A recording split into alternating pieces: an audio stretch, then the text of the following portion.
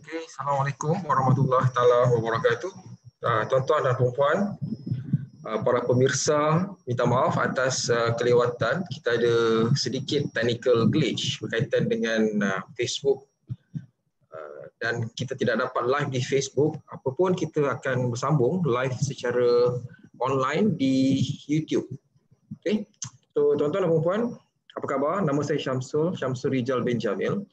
Hari ini saya akan bersama-sama dengan tuan-tuan dan puan-puan untuk berkongsi perkara-perkara yang sangat diperlukan oleh SME ataupun usahawan kecil dan juga sederhana ni bagi mengurus HR tuan-tuan dan puan-puan, bagaimana supaya bisnes anda ni boleh berkembang dengan cepat berdasarkan kepada kekuatan sumber manusia anda. Apapun bisnes yang anda sedang buat sekarang, ianya terlandas ataupun berdasarkan kepada dua perkara. Pertama, kewangan. Satu lagi, sumber manusia. Kebanyakan daripada anda lebih fokus kepada bagaimana untuk nak menghidupkan kewangan itu. Betul? Pada masa yang sama, banyak yang terlupa bahawa sumber manusia anda, iaitu mereka yang akan menjadikan bisnes anda itu berkembang, juga sama penting dengan cara anda untuk mendapatkan keuntungan ataupun faktor kewangan yang lebih kukuh. Oleh itu, pada hari ini, tuan-tuan dan puan-puan, saya akan berkongsi dengan anda, terutamanya yang ada staf bawah daripada 10 orang, 30 orang ni, bagaimana untuk anda menguruskan mereka. Kebanyakan daripada usahawan kecil dan juga sederhana ini, mereka adalah solo rider ataupun lone ranger. Dialah yang pergi buat sale, dialah yang nak bayar gaji, dialah yang nak buat produk, dialah nak pergi jumpa orang, dialah semua sekali dia. Jadi memang dari segi tenaga dan kemampuan itu sangat-sangat terhad. Juga dengan apa yang dia ada, dia tidak mampu untuk nak buat semua sekali. Kebanyakan daripada usahawan ini berpendapat bahawa mengurus HR ni semudah membayar gaji setiap bulan. Padahal ini tidak begitu. Mengurus sumber manusia, tuan-tuan dan puan-puan, merupakan satu skill yang sangat-sangat penting. Dan untuk hari ini saya akan berikan kepada anda 4 tips. 4 perkara yang bagaimana anda boleh melihat pengurusan ini dibuat secara berkesan. Ini 4 perkara. Sebelum datang 4 perkara, itulah yang anda kena betul-betul faham. Pertama sekali tuan-tuan dan puan-puan, anda perlu ada job description ataupun apakah kerja yang perlu dibuat oleh pekerja anda. Sebelum anda mengambil pekerja, anda kena tahu apa dulu kerja yang harus mereka buat. Jangan ambil sebab kesian, jangan ambil sebab dia adik-beradik, jangan ambil sebab dia tak ada kerja. Ambil sebab dia diperlukan oleh kerja yang akan dia buat. Pertama. Yang kedua, rekrutmen, cara mengambil pekerja yang betul. Setiap pekerja akan ada ataupun dia harus melalui proses yang mana sesuai atau tidak bergantung kepada rekrutmen ataupun cara pengambilan yang anda telah buat. Banyak dan terlalu ramai kes di mana majikan gagal untuk berkembang bukan disebabkan bisnes tersebut, tapi disebabkan oleh mereka yang menjalankan bisnes itu, iaitu pekerja anda. Salah ambil pekerja bermaksud syarikat anda berada di ambang kehancuran. Yang ketiga tuan-tuan adalah work system ataupun sistem kerja yang jelas. Bagaimana sistem kerja yang jelas? Nanti kita akan tengok secara lebih mendalam kerana kebanyakan daripada syarikat berpandangan, berpendapat dan merasakan kau dah kena buat benda ni, itu jelas yang kau kena buat. Bagaimana dengan support system? Bagaimana dengan keperluan-keperluan lain yang pekerja ini perlu lakukan untuk lebih berkesan dengan adanya tools-tools ataupun dengan adanya support ataupun sokongan daripada majikan. Itu yang ketiga. Dan yang keempat adalah pengurusan gaji yang betul ataupun istilahnya payroll. Pengurusan gaji ini, tuan-tuan, bukan semudah gaji awak 1,500, saya bayar setiap bulan 1,500. Tidak, dia tidak mati dan tidak akan terhenti sampai di situ. 1,500 itu tidak lagi termasuk caruman. Caruman yang melibatkan caruman perkeso, caruman KWSP, caruman Lembaga Hasil Dalam Negeri LHDN dan caruman lain seperti tabung haji dan segala macam. Okay. Selain daripada penolakan-penolakan tertentu, ia juga harus dikira dengan cara yang betul. Now, job description yang pertama tadi, apa kerja yang perlu dibuat? Sebelum ambil pekerja, siapkan ini dulu. Kalau tak ada job description, jangan ambil pekerja. ingat kata-kata ni. Siapkan job description dulu. Senaraikan tugas. Apa tugas yang mereka ni kena buat? Apa tugas atau pekerja yang kena ada untuk nak menjalankan perniagaan anda supaya anda berkembang. Kalau tak ada, kalau tak berkembang, kalau tak ada dalam senarai, jangan diambil pekerja tersebut. Yang kedua, bidang tumpuan dan fokus. Contoh, kalau anda perlukan seorang yang nak membuat marketing, fokusnya kepada sales dan juga marketing. Di sektor mana yang anda nak kembangkan? Apa target group anda? Di kawasan mana yang mereka ini harus buat?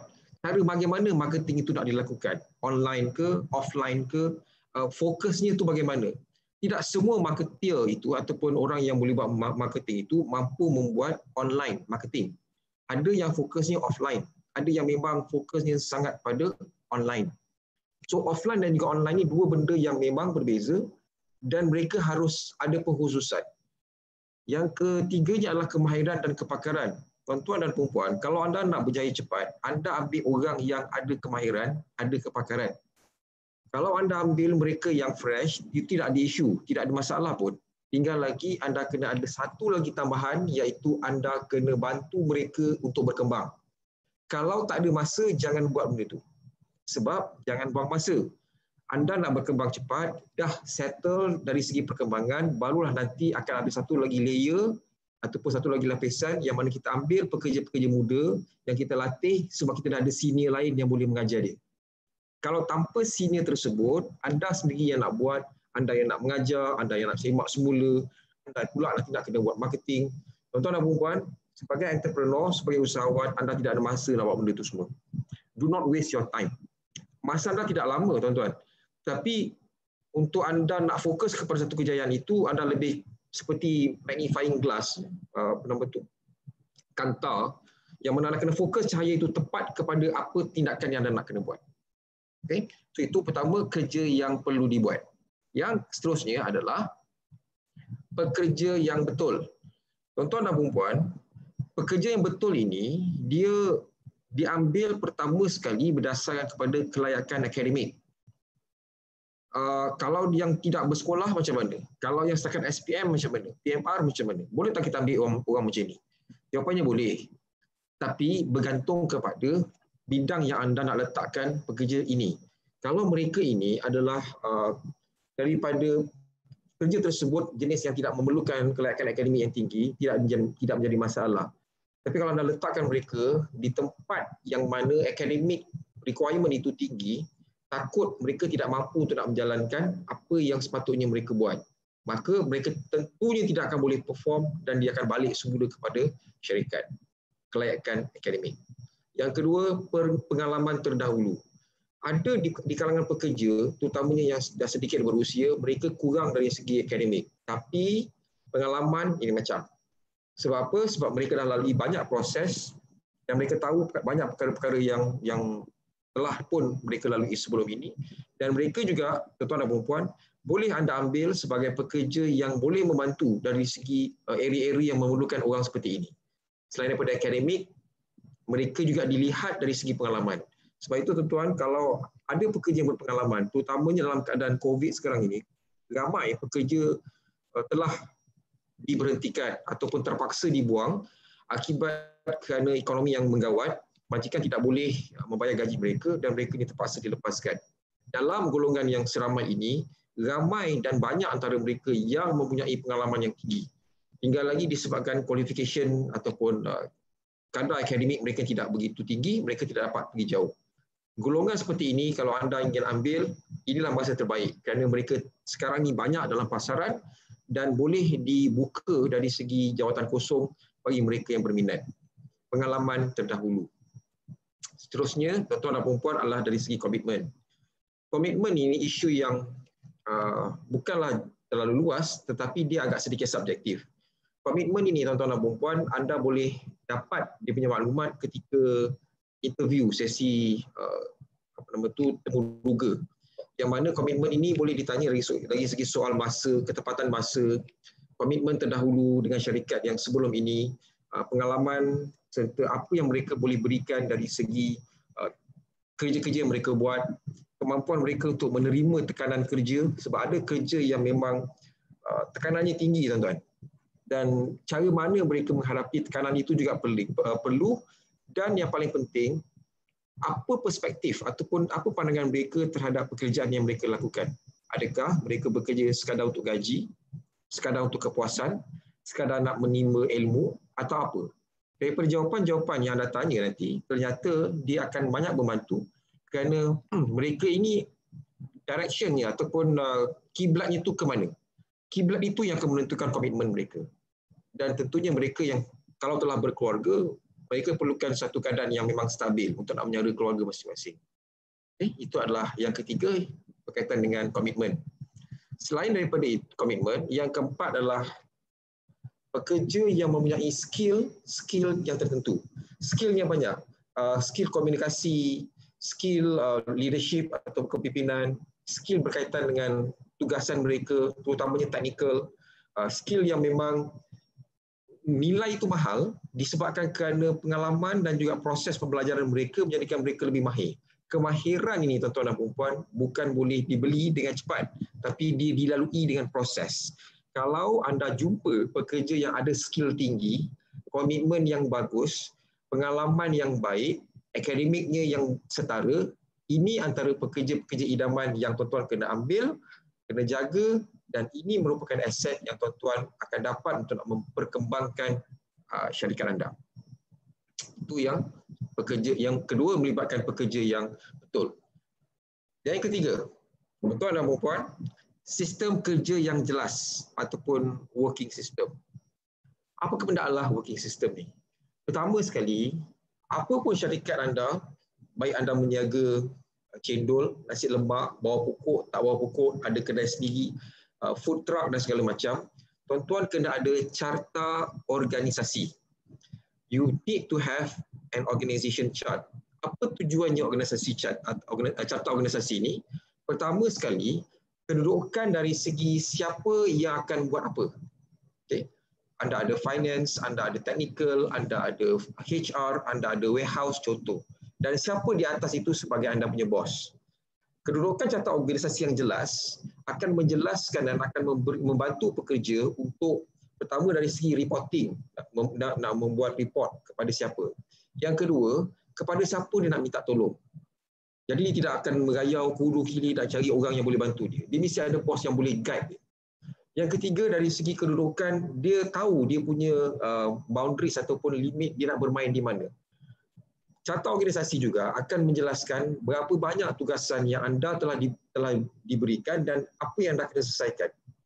Tanpa carta organisasi yang jelas, terdapat banyak syarikat yang akan mencacah merebahkan pekerja mereka. Engkau buat yang ni, kau buat ni, yang ni pun kau buat juga, itu pun kau buat, yang ini macam mana bos? Yang ni pun tak ada orang buat, kau buat juga. Penghabisnya siapa nak buat kerja? Dia buat kerja semua sekali. Tidak ada pengkhususan. Semua baling kat dia.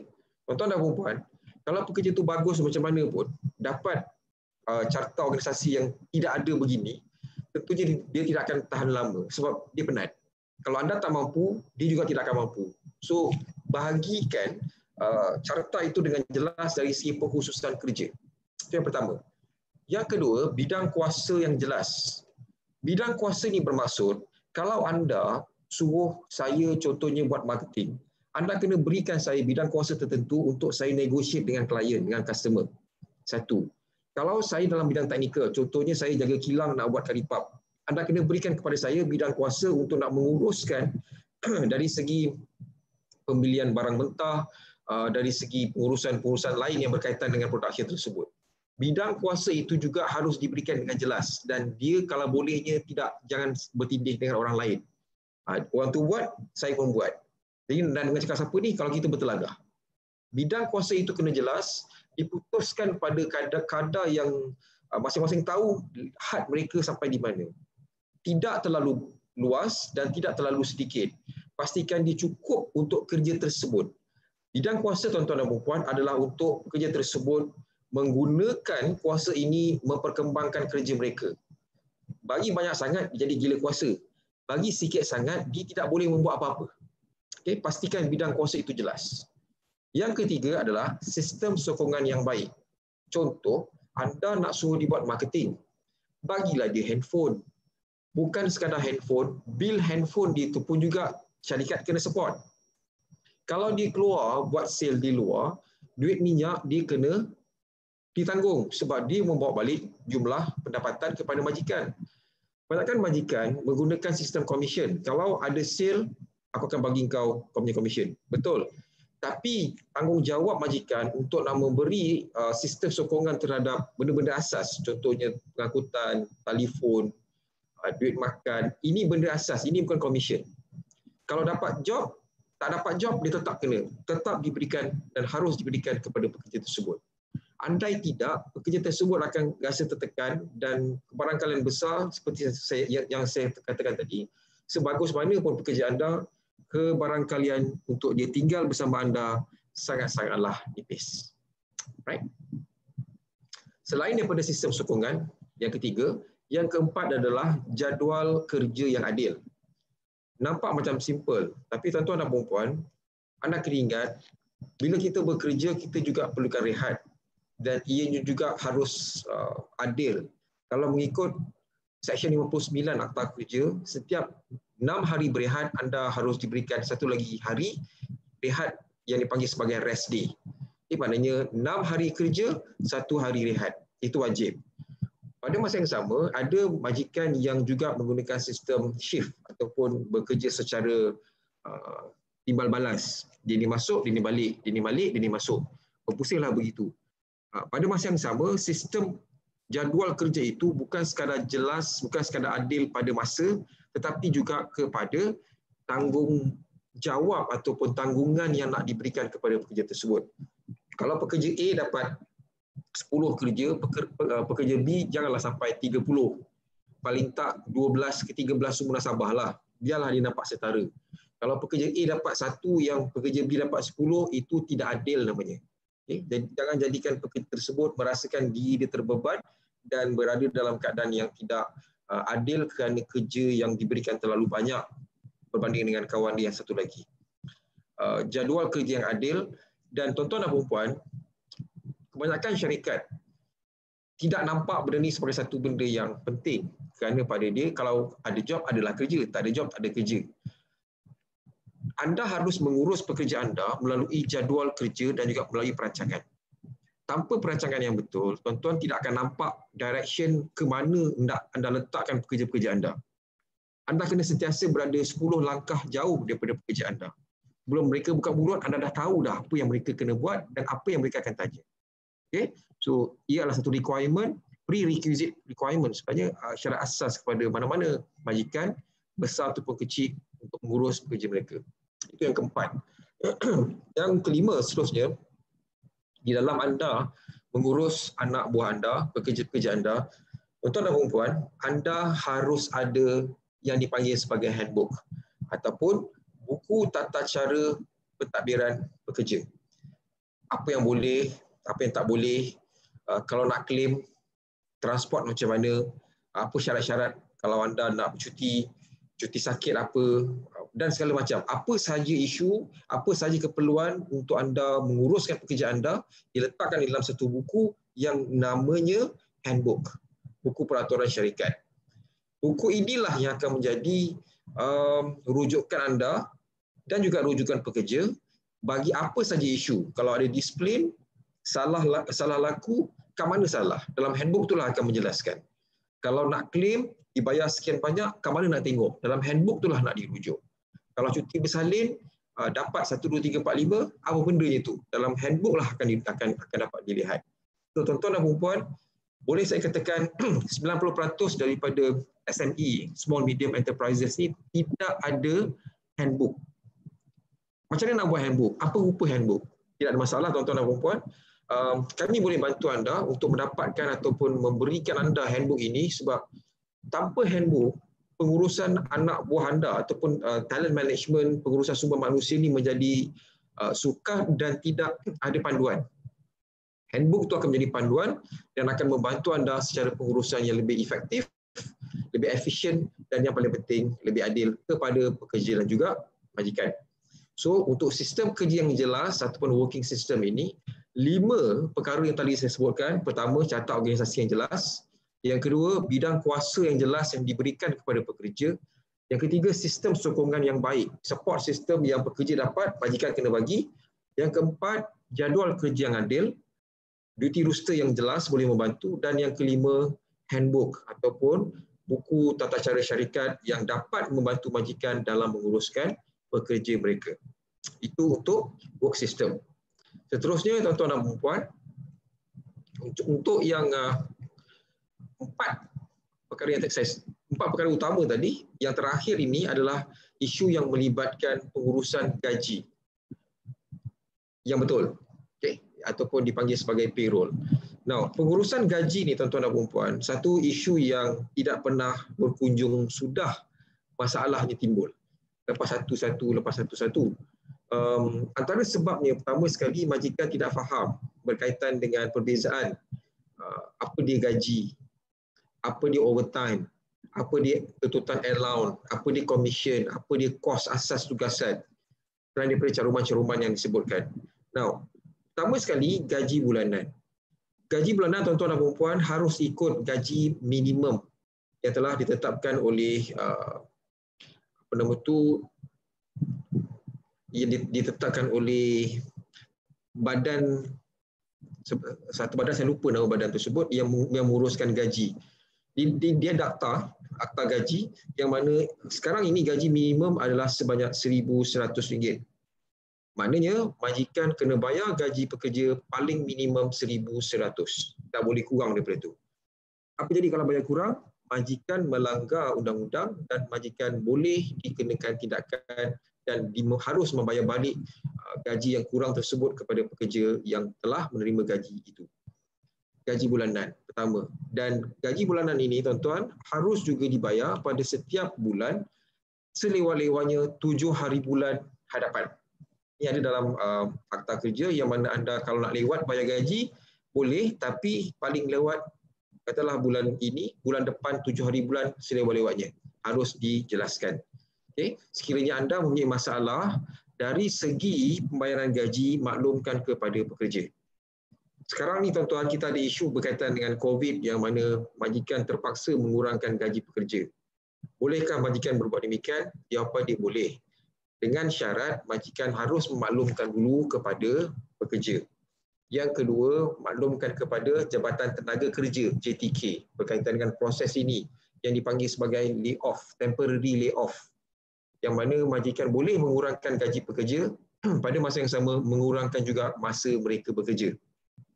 Disebabkan kerana PKP, disebabkan kerana COVID, disebabkan kerana industri mereka masih belum dibenarkan untuk beroperasi dan atas apa juga alasan majikan dibenarkan berbuat demikian.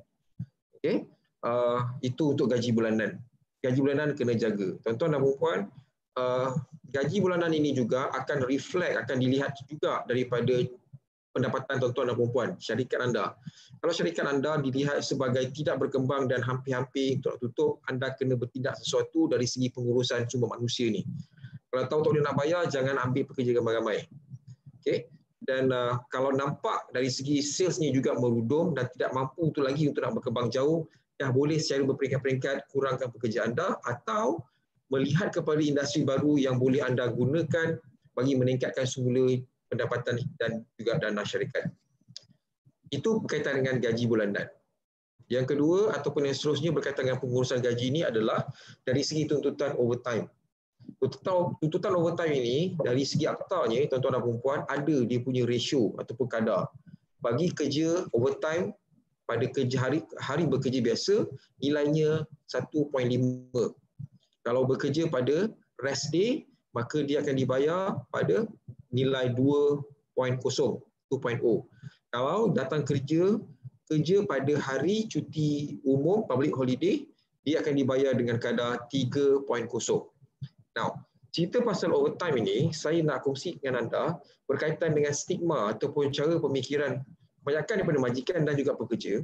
Kalau dia kena datang kerja pada hari cuti umum, mereka akan beranggapan hari ini saya akan dibayar dengan jumlah 3.0. Betul?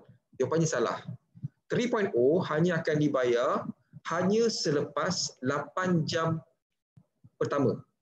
8 jam pertama, nilai gaji mereka yang bekerja pada hari cuti umum adalah sebanyak 2.0.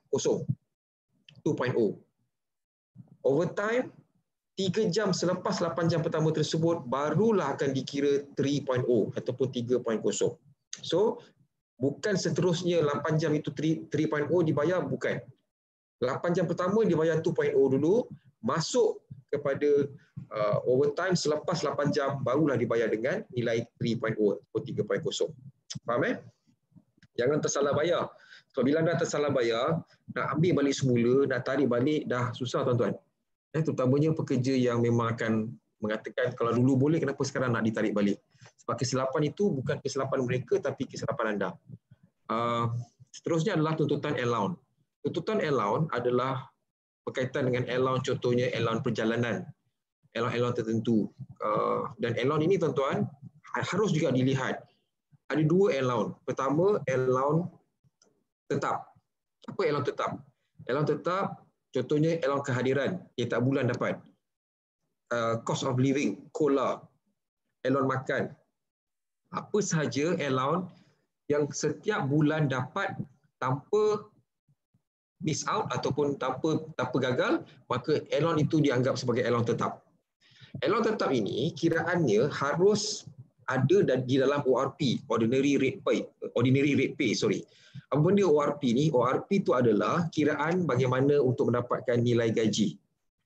Dalam arti kata lain, kalau anda punya allowance sebanyak katalah 500, ada 5 allowance, setiap satu tu ada 100, ada 5 allowance, ada 500. Anda berikan setiap bulan kepada pekerja ini. Dan gaji dia 1,500. Jumlah keseluruhan pendapatan dia untuk bulan tersebut adalah sebanyak 2,000. Okey, sebab gaji 1,500, allowance tetap 500. Jadi 1,500 campur 500, 2,000. Ini dah dianggap sebagai gaji. Okey, kalau anda nak tolak allowance, anda tak boleh tolak allowance tetap. Anda hanya boleh tolak allowance tidak tetap. Apa benda allowance tidak tetap tu? Allowance tidak tetap adalah allowance yang dia akan dapat kalau dia bekerja untuk assignment tertentu. Contoh, dia kalau outstation. Kalau tak ada outstation, tak dapat. Dia outstation baru dapat allowance outstation. Itu namanya allowance tidak tetap. Dan majikan tidak spesifiknya akan mengira allowance itu setiap bulan kerana bila dia pergi, dia baru dapat. Okay? Satu lagi yang saya nak kongsi adalah allowance kehadiran ataupun allowance kedatangan ni. Kebanyakan majikan akan mengenakan syarat. Dia datang, dia dapat allowance tu. Dia tak datang, majikan tolak. Boleh tak buat macam tu? Inilah kesilapan yang paling banyak berlaku dan sekarang saya nak betulkan, tuan-tuan dan puan-puan, sekiranya anda memberikan allowance kehadiran itu, maka ianya tidak boleh ditolak. Walaupun pekerja tersebut tidak datang. Apa salah pula? Dia tak datang, dia tak dapatlah allowance tu. Betul. Tuan-tuan kena ingat, seperti saya katakan tadi, bila anda memberikan allowance itu setiap bulan tanpa gagal, without fail, allowance tersebut dah menjadi tetap dan akan dikira sebagai sebahagian daripada ORP, ordinary rate pay, yang mana akan menjadi sebahagian daripada gaji. Oleh yang demikian, anda tak boleh tolak gaji pekerja disebabkan kerana punishment mereka tidak datang. Habis itu rugilah. Kalau anda nak buat allowance kehadiran, jangan gunakan allowance itu dibayar secara berturut-turut setiap bulan. Buat 3 bulan sekali, 6 bulan sekali, ataupun setahun sekali, yang itu boleh. Okay? Bila mana anda bayar setiap bulan berturut-turut, tak boleh ditolak. Kalau bayar secara staggered ataupun dalam tempoh periodik bertempoh, itu tidak menjadi isu. Hati-hati sebab nanti kalau JTK datang, buat semakan, buat kejutan secara bertulis, melihat balik semula anda punya dokumen yang telah anda buat, ada benda tu, tuan-tuan dan puan-puan, anda boleh dikenakan tindakan. Okay? Tindakan apa tu saya cerita kemudianlah di dalam sesi yang lain. Tapi itulah kebanyakan kesalahan yang telah dibuat oleh majikan. Dan yang terakhir untuk pengurusan gaji ini adalah yang berkaitan dengan tuntutan kos tugasan. Kos tugasan ini contohnya macam anda buat sale di luar, duit minyak anda, majikan kena bayar. Itu bukan gaji, itu adalah kos yang majikan kena tanggung. Beza antara gaji dengan kos, apa yang anda gunakan itu adalah untuk majikan, bukan untuk anda. gaji adalah balik semula kepada anda. Di bawah Section 2, definisi gaji ini adalah semua sekali pembayaran yang diakui ketika anda menandatangani surat ataupun kontrak kerja dengan majikan pada peringkat awal. Okay. Kos tugasan adalah apa saja datang kos yang akan digunakan bagi menjalankan tugasan anda dengan majikan. Itu adalah berkaitan dengan pengurusan gaji. Seterusnya adalah di bawah pengurusan gaji yang betul ini, satu lagi isu yang besar yang dipanggil sebagai pengurusan caruman. Pengurusan caruman ini, tuan-tuan, adalah yang melibatkan caruman LHDN, KWSP, Perkeso, tabung gaji. Now, daripada yang banyak-banyak ini, saya nak fokus kepada 3 yang paling penting. LHDN, Lembaga Hasil Dalam Negeri, KWSP, Kumpulan Simpanan Wang Pekerja, dan juga Perkeso, Keselamatan Sosial. Kenapa benda ini penting? Ketiga-tiga ini, tuan-tuan dan puan, adalah caruman yang wajib tuan-tuan bayar. Ada satu lagi yang saya terlupa nak tahu kat situ adalah HRDF, Human Resource Development Fund. LHDN ini, tuan-tuan dan puan, dan juga KWSP serta Perkeso ini adalah tuntutan di dalam akta. Dia ada masing-masing akta yang menyatakan yang majikan harus membayar caruman untuk pekerja mereka. Ada pekerja anda datang kepada anda, bos, boleh tak payah tolak saya punya Perkeso ataupun sokso saya, sebab saya nakkan duit gaji saya tu banyak, jadi tak payah tolak tu semua. Boleh tak?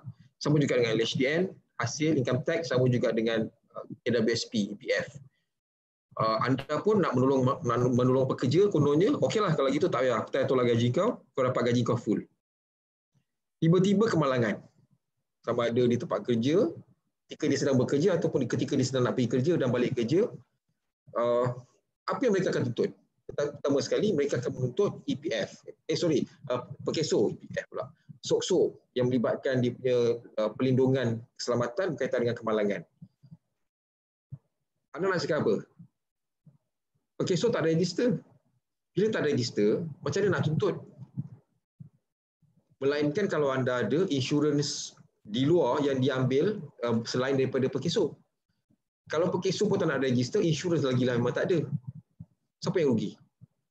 Kalau masalahnya, dia membuat laporan kepada Perkeso berkaitan dengan sepatutnya kenapa dia tak didaftarkan, yang balik kena pun sebenarnya adalah anda, majikan. Dan di bawah akta Perkeso, tuan-tuan dan puan, anda kena mendaftar pekerja anda untuk dicarum secara caruman berkala dan berturut-turut ini selagi mereka bekerja dengan anda selepas 7 hari mereka mendaftar sebagai pekerja dengan syarikat anda. Saya banyak pekerja part-time. Part-time kena mencarum ke? Jawapannya ya, tuan-tuan. Pekerja part-time, pekerja sambilan, pekerja tetap, pekerja kontrak harus mencarum. Pekerja asing pun kena. Pekerja asing pun harus dicarum. Dia ada skim pekerja asing. Okay? Habis kalau yang tolong tu budak-budak sekolah, kena carum ke? Nah, budak sekolah, dia ada di bawah akta wanita dan kanak-kanak. Kanak-kanak tu besar mana yang anda nak ambil dia bekerja? Pastikan dia tidak di bawah umur. Kalau bawah umur, ada isu lain. Tapi apa pun dari segi caruman pekerja, ringkasnya tidak ada sebarang exemption, tidak ada sebarang pengecualian. Sila registerkan anak-anak buah anda yang bekerja dengan anda, pekerja-pekerja anda itu dengan caruman tersebut. Okay? Anda culas, masalah datang balik semula kepada anda. Right? Secara ringkas, tuan-tuan dan puan, dalam tempoh dalam 10, 20 ke 25 minit ni, penjelasan berkaitan dengan tips mengurus HR ini didasari dengan 4 perkara tadi. Okay? Pertama sekali, job description. Yang keduanya, recruitment. Yang ketiga, work system, dan yang keempat adalah payroll. Ini, tuan-tuan dan puan, adalah asas. Daripada keempat-empat ini akan beranak macam-macam lagi yang lain, dan jika anda jelas tidak mampu untuk nak melaksanakan perkara ini, memang itu bukan tugas anda. Anda boleh hubungi kami dari segi bantuan bagaimana nak menguruskan pekerja-pekerja anda, sebab kami akan membantu kebanyakan usahawan kecil dan sederhana ni yang bernaung di bawah PUJB untuk anda lebih fokus kepada bisnes anda. Anda sebagai seorang entrepreneur ataupun usahawan ni sebenarnya nak mengembangkan bisnes. Pada masa yang sama, anda kadang-kadang terhalang dengan masalah-masalah oleh pekerja anda. kebanyakan daripada usahawan kecil dan juga sederhana ni, kalau nak kira 5 tahun, 3 tahun pertama ni kalau ada 100 syarikat, hampir 70% syarikat akan jadi dormant, akan jadi tak tahu pergi mana. Okay? Sama ada dah tak boleh nak berniaga, sama ada masalah, sama ada syarikat terlungkup dan segala macam. Hanya lebih kurang 30% saja yang akan pergi ke depan. Antara sebab yang dikenal pasti adalah, pertama sekali, kebanyakan usahawan terlalu lama dan terlalu banyak sangat masa dihabiskan untuk nak menguruskan pekerja mereka yang bermasalah. Tahun pertama tidak ada isu, mereka lagi masih ada banyak tenaga. Tahun kedua dan ke tahun ketiga, dah mula ada banyak isu-isu yang menjadikan mereka terhalang, terikat, ada tuntutan macam-macam. Nak percayakan pekerja pula yang curi duit. Buka kilang tak dapat nak diuruskan dengan baik pasal pekerja buat masalah. Banyak tuan-tuan dan puan-puan isu berkaitan dengan pekerja yang menjadikan majikan pening. Dan majikan pula dengan ilmu yang kurang berkaitan dengan pengurusan, main nak buang dengan cara yang salah, habisnya dia backfire ataupun it falls back into majikan punya keadaan yang mengakibatkan majikan fed up dan terus give up. Tak nak buat bisnes lagi dah. So hati-hati sebab pengurusan manusia ini tidak semudah yang anda jangkakan. Anda kena ingat, dalam apa saja perniagaan, yang menggerakkan perniagaan anda bukan sekadar modal anda yang besar, tapi juga orang di sebalik modal tersebut. Modal itu adalah sekadar pertaruhan yang anda nak gunakan, nak mengembangkan dia. Siapa yang menjalankan pertaruhan itu? Kalau bukan pekerja anda. Kalau bukan mereka yang betul-betul anda percayakan boleh menjalankan perniagaan anda seperti yang anda inginkan. Tidak ada siapa, mana majikan pun yang nakkan pekerja yang bermasalah. Tetapi kebanyakan majikan terperangkap dengan pekerja-pekerja yang bermasalah. Isunya balik semula kepada yang asas, anda telah mengambil orang yang salah dengan apa yang telah saya bincangkan tadi. You get the wrong person, it will give you problem all the way sampailah ke akhirnya. So betulkan yang mana sepatutnya anda betulkan dan hopefully daripada situ anda akan mula berkembang dan menjadi lebih baik selepas ini. Right? Okay. Ada sebarang soalan? Kalau tak ada, tuan-tuan dan puan-puan, saya rasa untuk betul. Ya. Didik. Walaupun tak ada nampak muka, cuma macam ni Cik Samsul, sebenarnya usahawan PKS ni dia banyak nak tahu macam mana kalau diorang nak berhubung dengan Cik Samsul, nak tanya lebih lanjut berkenaan dengan urusan manusia ni lah. Cik Samsul boleh promote sikit bagaimana nak berhubung di Facebook ke apa. Mungkin itulah diorang nak tahu lepas ni nak berhubung dengan Cik Samsul ni macam mana. Itu saja. Tuan-tuan dan puan-puan yang saya muliakan, tuan-tuan dan puan-puan boleh menghubungi saya, SMC Consulting. Anda boleh lihat saya punya Facebook sebenarnya. Nama saya Syamsul Rijal Jamil, SMC Consulting, Syamsul Management Consulting, dan kami fokus kepada membantu para usahawan, terutamanya SME, bagaimana untuk mereka mengembangkan perniagaan mereka. Dan sekiranya anda type nama saya di Facebook tu akan keluar. Mukanya tu saya rasa masih muka yang sama lagi. Belum ada perubahan apa-apa yang banyak. Kami akan cuba bantu sedapat yang mungkin. Dan saya percaya selepas ini kami juga akan terus bekerjasama dengan PUJB dari segi membantu, dan juga kita akan membuat beberapa CD sharing yang akan kaitan dengan SME. Dan tentunya kita akan memberikan kepada anda banyak take away yang akan membantu bisnes anda. Terutamanya dari segi business model canvas, BMC yang berkaitan dengan manpower. Sebab kebanyakan daripada anda membuat BMC berkaitan dengan bisnes, dengan projection financial. Tapi adakah anda juga memikirkan apa BMC terhadap anda punya kerja? Jadi hubungi kami di SMC Consulting, boleh layari Facebook kami, boleh drop ataupun boleh letakkan sebarang pertanyaan, dan insya-Allah kita akan cuba bantu. Dan jangan bimbang, kita juga akan buat satu so-called group untuk anda bertanya soalan. Selain daripada kita akan juga nanti promote a few programs yang tuan-tuan dan puan-puan boleh bersama-sama dengan PUJB terus serta. Okay.